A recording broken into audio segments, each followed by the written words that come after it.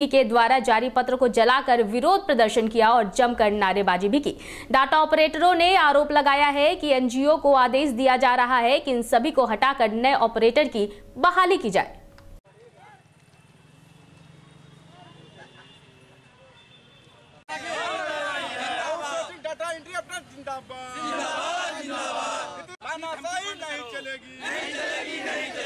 मजदूर यूनियन जिंदाबाद।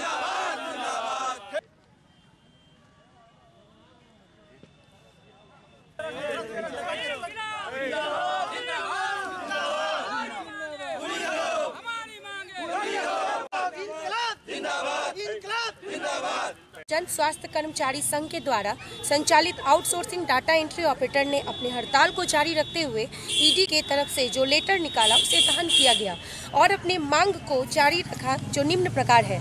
पूर्व से कार्यरत आउटसोर्सिंग एजेंसी के माध्यम से डाटा एंट्री ऑपरेटर को बिना किसी शर्त के उनके अनुभव के आधार पर जिला स्वास्थ्य समिति या राज्य स्वास्थ्य समिति में समायोजित किया जाए। आउटसोर्सिंग के तहत कार्यरत डाटा एंट्री ऑपरेटर्स की सेवा 60 साल बरकरार रखा जाए।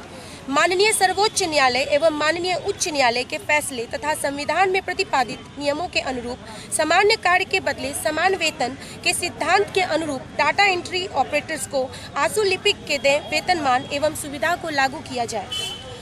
ठेका उन्मूलन अधिनियम 1970 के तहत स्थायी प्रवृत्ति के विभाग एवं स्थायी प्रवृत्ति के कार्य होने के कारण सभी डाटा एंट्री ऑपरेटर को सरकारी सेवक घोषित किया जाए।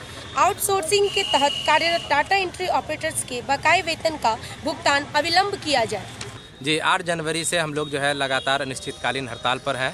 उसके बाद ईडी साहब की तरफ से ये चिट्ठी निकला है जो मेरे सामने है। बिल्कुल इस चिट्ठी में जो है, इस चिट्ठी और पिछले बैक चिट्ठी सबको मिला करके निचोड़ उसका मुद्दा यही निकला है कि सरकार एक तरफ कहती है कि भ्रष्टाचार बंद करो, दूसरी तरफ भ्रष्टाचार को बढ़ावा देने के लिए एनजीओ को फिर जो है टेंडर दे रही है और एनजीओ को हुक्म कर रही है कि आप नए लड़का को लाइए।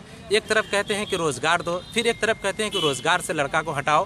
तरफ सरकार कहती है प्रति डाटा सेंटर प्रति ऑपरेटर को 11,000 रुपये दिया जा रहा है, जबकि हम लोगों ने कई बार इसके लिए सरकार को हम लोग बता चुके हैं कि